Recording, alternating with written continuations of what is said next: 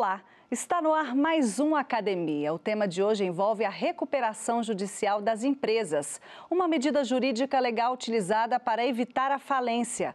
Hoje você vai saber como funciona essa estratégia e em quais condições ela pode ser solicitada à Justiça. A dissertação é do mestre em Direito Gerardo Alves Lima Filho. O paradoxo do processo de recuperação judicial de empresas no Brasil. Análise da aplicação do CRANDAL como mecanismo de ajuste do sistema. Dissertação apresentada como requisito parcial à obtenção do título de mestre em Direito no programa de mestrado do Centro Universitário de Brasília. Orientador, professor Daniel Amin Ferraz. O CRANDAL surgiu no direito americano. Nesse sistema, a Justiça aprova o plano de recuperação judicial da empresa, mesmo tendo sido rejeitado por alguma classe de credores. A pesquisa defende a aplicação do CRANDAL como mecanismo de ajuste do sistema e sugere que as decisões judiciais sejam baseadas em estudos econômicos, para evitar a insegurança jurídica. E para debater este assunto estão aqui Fabiano Jantalha, doutor em Direito, Estado e Constituição, e a juíza do Tribunal de Justiça do Distrito Federal e doutora em Direito, Marília Sampaio. Obrigada pela presença de vocês, debatedores. Obrigado. Obrigada também, Gerardo, por trazer a sua pesquisa aqui na academia. Obrigado. Gerardo, como nós vimos na reportagem, o foco do seu trabalho é no instituto chamado CRANDAL. O que significa isso? É aplicado no Brasil? O CRANDAL é um instituto do direito norte-americano que dá a possibilidade de o juiz autorizar uma recuperação, mesmo na hipótese de ela ser reprovada pelos credores.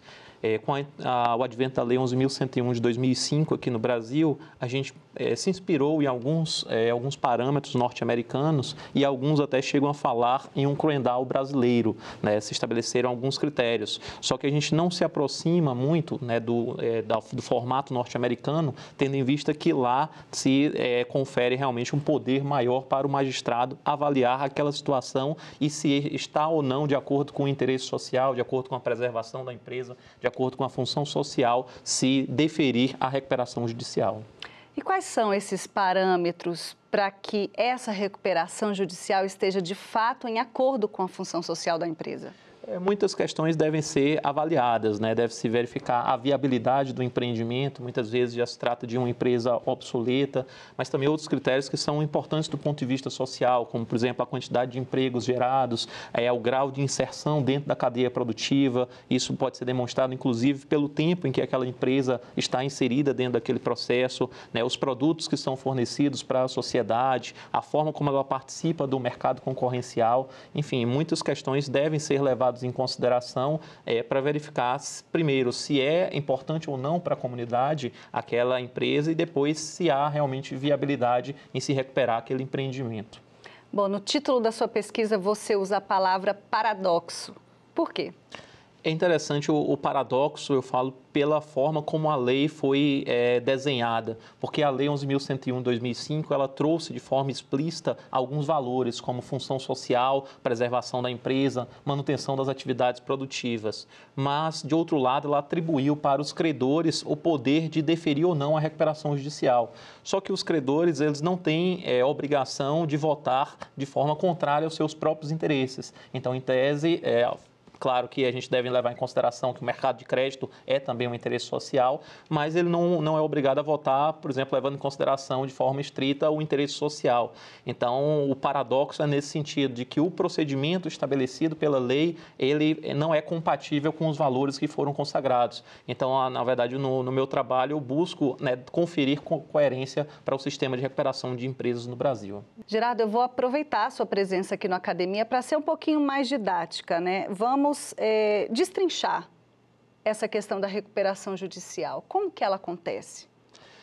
A gente tem a situação da recuperação judicial quando uma empresa experimenta uma crise econômico-financeira. Então, a empresa não está mais conseguindo pagar as suas dívidas, não está conseguindo mais pagar os seus fornecedores ou, eventualmente, os seus trabalhadores ou mesmo possui débitos fiscais. E ela não consegue, de nenhuma forma, negociar esses valores. É claro que a primeira tentativa é sempre no próprio mercado. Então, ela vai buscar, de alguma forma, negociar com seus credores. Mas caso isso não se mostre viável, não chegue a um denominador comum, ela tem a possibilidade, né, o empresário, seja a sociedade empresária, seja o empresário individual, seja a empresa individual de responsabilidade limitada, tem a possibilidade de ingressar em juízo oferecendo um plano de recuperação judicial, ou seja, oferecendo as condições que podem ser implementadas para que ela reestruture a sua atividade, se mantendo, produzindo dentro da nossa sociedade. E quando não acontece a recuperação judicial? Quando não é possível, ou seja, quando, por exemplo, os credores rejeitam o plano de recuperação judicial, ocorre a convolução em falência. E aí é a fase em que os ativos são vendidos para conseguir pagar os credores, e aí a legislação estabelece, né, de acordo com o interesse social de cada um dos créditos, a ordem que deve ser obedecida, né, para tentar pagar, né, aqueles que têm algum crédito a receber daquele empresário. Tá certo. Vamos agora à participação dos nossos debatedores. Por favor, Marília. Em primeiro lugar, muito obrigada pelo convite e parabenizá-lo pelo seu texto, porque apesar de ter um texto que trata de um assunto tão técnico, tão específico, é um texto muito agradável de ler, uma leitura fluida, bastante agradável mesmo. A minha pergunta é mais de ordem geral. Qual a sua opinião sobre esse protagonismo que recentemente vem sendo tão combatido, né, do judiciário na implementação de políticas públicas? Na sua opinião, é o judiciário o locus, o local adequado para que haja a implementação deste tipo de política pública? Aqui, com relação a esse trabalho, né, de maneira mais específica, a gente conversou bastante ao longo do trabalho sobre a política pública, sobre a construção de uma possível política pública de recuperação de empresas, e é interessante porque a política pública, boa parte dela, da recuperação empresarial, ela é adotada a partir de um processo judicial. Por isso que a gente fala da recuperação judicial de empresas. Então, é a partir daquela arena judicial que a gente vai ter a participação ali dos credores, vai ter a participação do Ministério Público, vai ter a participação do próprio empresário, e buscando alguma forma de negociação para se atravessar aquela situação de crise econômico-financeira. Então, é uma política pública que possui particularidades, porque, diferentemente do que ocorre nas demais políticas públicas, a gente não tem hoje um órgão gerencial para controlar ou para fazer uma análise mais sistemática da política pública de recuperação de empresas. Por isso, né, a participação do judiciário acaba sendo uma participação preponderante até nesse aspecto, sem que se possa falar que ele está invadindo a competência do Poder Legislativo ou do Poder Executivo. Fabiano. Muito obrigado pelo convite e faço das palavras da doutora Marília as minhas, porque realmente seu trabalho é um trabalho de fácil leitura, é um tema muito árido, mesmo para quem milita no meio, ou enfim, para quem é do meio jurídico. Eu queria, assim como nossa apresentadora fez, eu queria me ater inicialmente à questão do paradoxo. Me parece que quando você qualifica a situação em que estamos do ponto de vista legislativo como paradoxo, você está olhando muito mais o modelo norte-americano, em que o cram-down é utilizado na máxima extensão, podemos dizer assim. Você deixa claro isso ao longo do seu trabalho, você faz algumas concessões em relação ao quanto isso evoluiu, mas não te parece, de certa forma, muito forte a expressão paradoxo? Porque eu vejo muito mais como uma evolução da legislação frente ao regime literalmente falido da concordata, como tínhamos antes, com um trocadilho aqui, do que propriamente como um paradoxo. Quer dizer, me parece que há uma gradação, nós estamos dentro de um gradiente e não de uma aparente contradição. Como é que você vê este tipo de argumento? Qual é a sua opinião a respeito desse assunto? A palavra paradoxo, ela é muito no intuito de chamar a atenção para a necessidade de ajustes no sistema. A Lei 11.101 de 2005, ela trouxe uma perspectiva muito mais ampla para a recuperação empresarial. E é curioso que, apesar de a gente não ter tantos anos da implementação dessa lei, a gente está aí com 12 anos de implementação da Lei 11.101, mas a gente já tem uma quantidade muito significativa de recuperações judiciais, ou seja, os empresários, eles assimilaram como um instituto relevante socialmente. Então, muitas empresas hoje, elas estão em recuperação, e grandes empresas mas é muito mais para chamar a atenção dessa necessidade de se estabelecer alguns critérios que vão, inclusive, potencializar, né, de uma forma ainda maior a utilização desse instituto. Sem dúvida que foi uma evolução muito significativa em relação ao modelo anterior.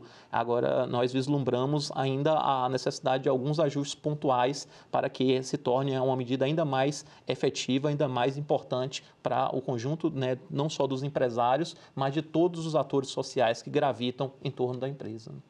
Tá certo. Eu peço licença a você, nosso expositor Gerardo, e aos nossos debatedores, porque agora a gente parte para um breve intervalo. Não saia daí, a gente volta já já.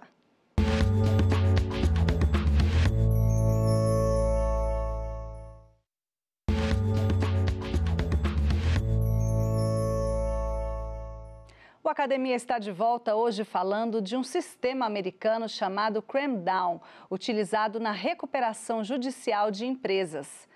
Bem, Gerardo, no primeiro bloco você falou sobre a participação do Ministério Público nesse sistema, né?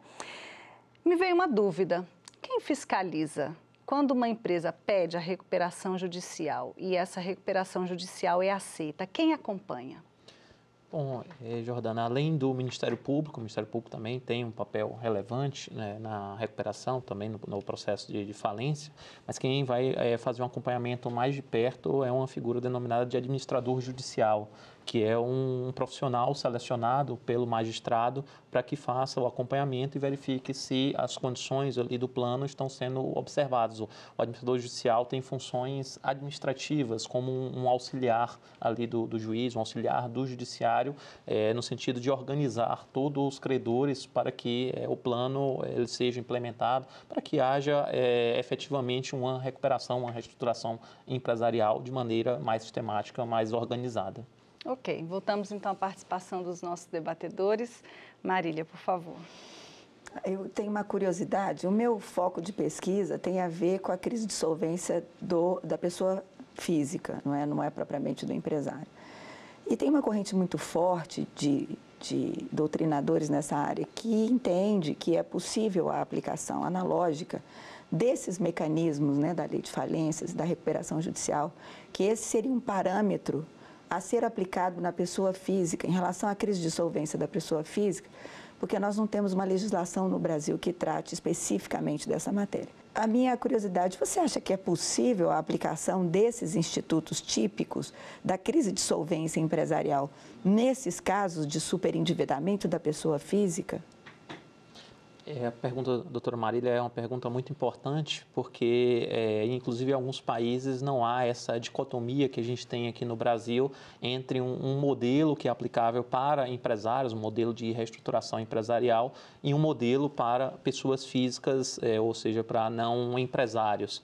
Quando, na verdade, o intuito é o mesmo, de enfrentamento de situações de crise empresarial, com o intuito de que aquela pessoa volte a produzir para a sociedade. Então, eu considero perfeitamente viável que a gente aplique no Brasil, mesmo antes, né, de uma legislação que uniformize para essas duas situações, né, o mesmo procedimento, que a gente aplique de maneira analógica, né, por analogia, né, essas possibilidades que hoje são oferecidas pela Lei 11.101 de 2005. A gente teve um avanço significativo no modelo de recuperação empresarial, mas o procedimento da insolvência civil, ele continua um procedimento que não oferece grandes perspectivas para a recuperação. Inclusive, são modelos que acabam tendo um certo diálogo, porque, por exemplo, o sócio da sociedade empresária, muitas vezes ele é levado a um procedimento de insolvência civil, porque ele acaba assumindo algumas dívidas ali daquela sociedade empresária, ele acaba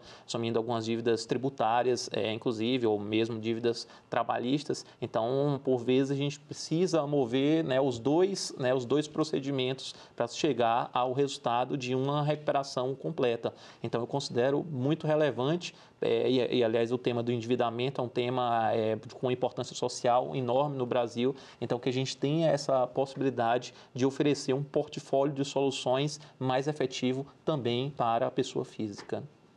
Tá certo. Fabiano? Gerardo, ao longo do seu trabalho, me chamou a atenção uma expressão que você, inclusive, usa nas suas considerações, nas suas conclusões, né?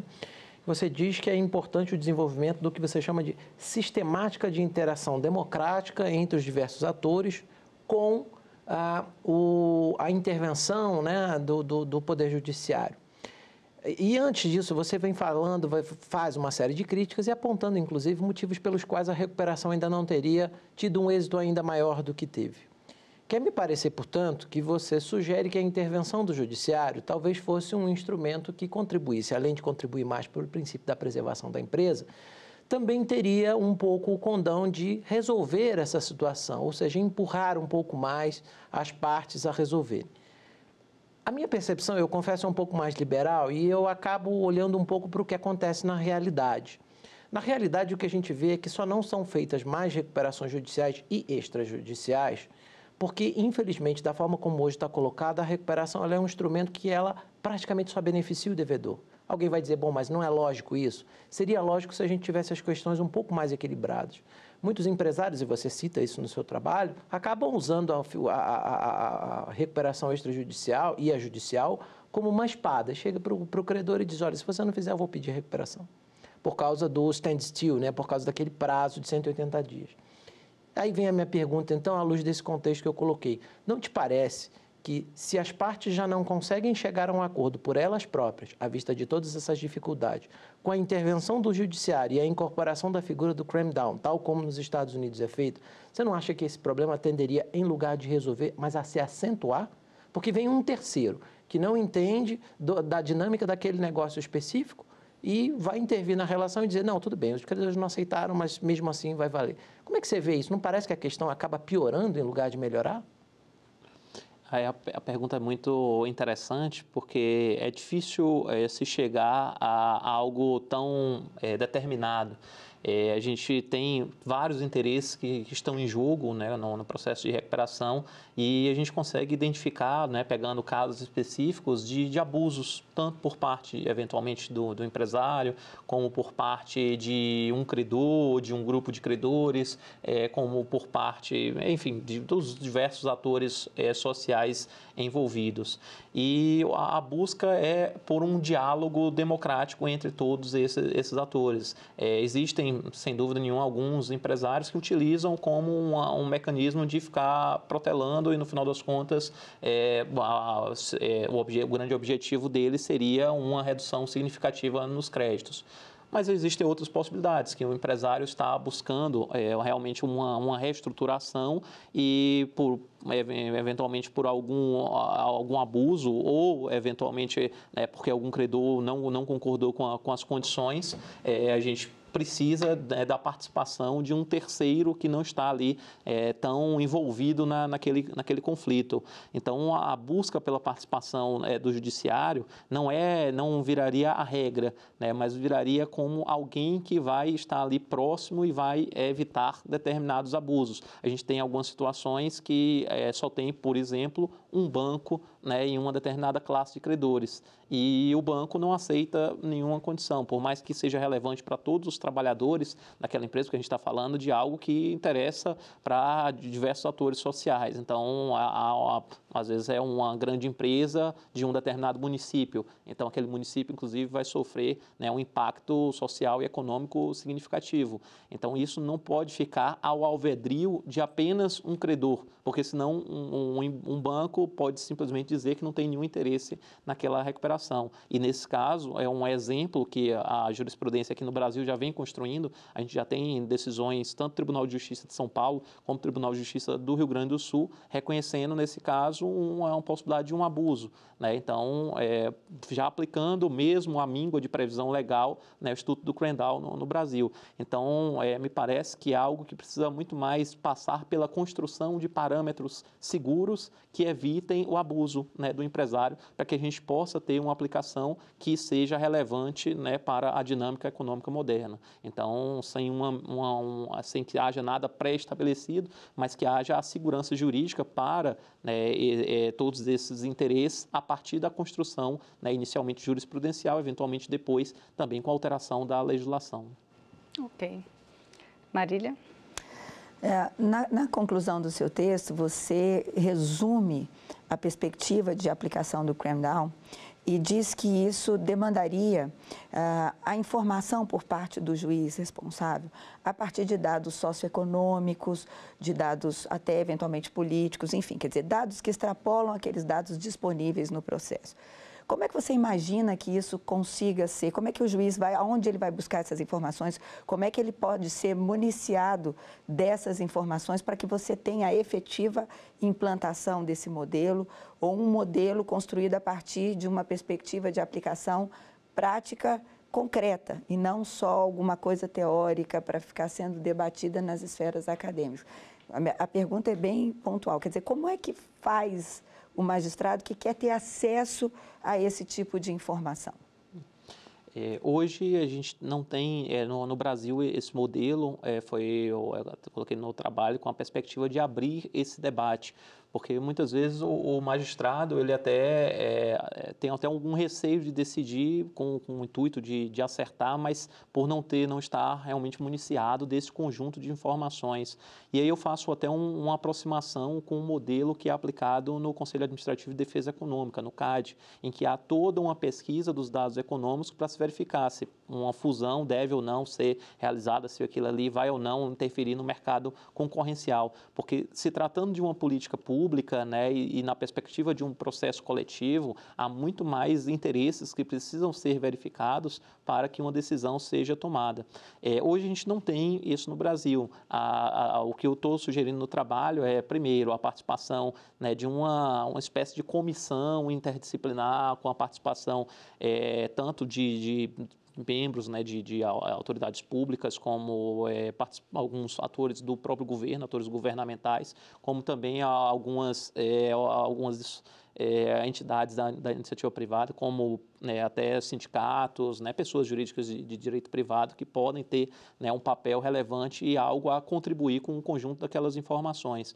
Então, a ideia da formação de uma comissão que iria auxiliar o juiz da vara de falências, né? Então, iria fazer esse tipo de estudo socioeconômico em todos os processos que dissesse respeito à recuperação, principalmente nessas hipóteses em que se verifica a possibilidade de aplicação do Crandall. Então, hoje a gente não tem esse modelo, mas fica como uma sugestão do trabalho para que a gente tenha a possibilidade de um magistrado decidir com, né, um conjunto maior de informações para que a sua decisão não impacte de maneira negativa, muito pelo contrário, que a sua participação seja relevante para a recuperação empresarial e para a estruturação daquele conjunto de interesses que gravitam em torno da empresa que está em crise.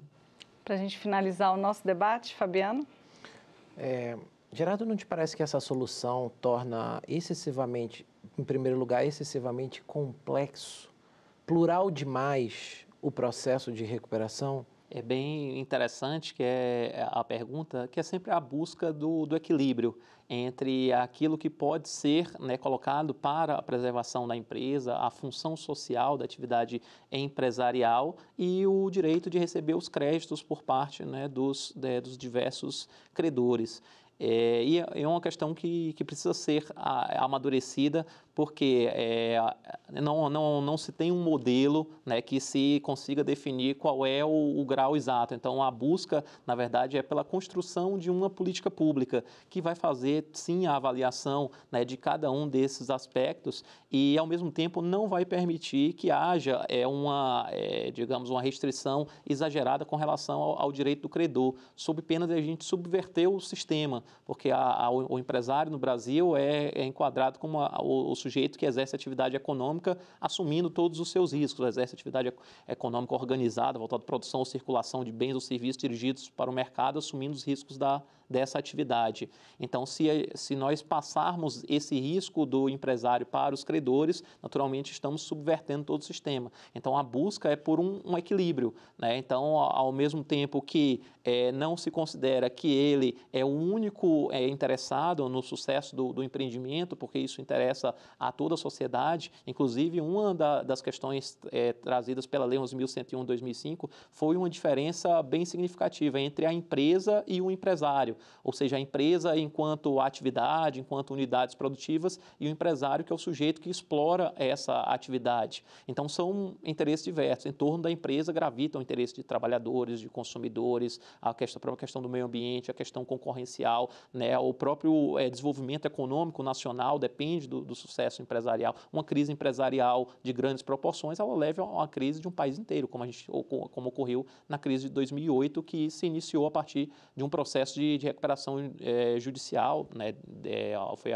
É o caso emblemático, o processo de recuperação judicial da Lehman Brothers, lá nos Estados Unidos. Então, a partir de uma crise empresarial, se levou a uma crise de todos os Estados Unidos, né, que depois se espraiou aí pelo mundo inteiro. Então, na verdade, o intuito é abrir um debate, claro, né, que o intuito do trabalho não foi encerrar o debate, mas simplesmente iniciar, né, simplesmente buscar aprofundar no intuito de se alcançar esse equilíbrio entre todos os interessados para viabilizar o desenvolvimento econômico nacional, né? Ok, Gerardo, muito obrigada pela sua participação aqui no Academia. Eu que agradeço. Obrigada também aos debatedores, Marília, Fabiano. Obrigada pela presença de vocês. Isso que agradecemos. E o Academia chega ao fim, mas a íntegra do programa está disponível na internet. Acesse tvjustiça.jus.br e entre em contato também com a nossa produção para enviar uma sugestão de tema. O e-mail é academia@stf.jus.br. Você segue agora com a nossa programação. Tchau!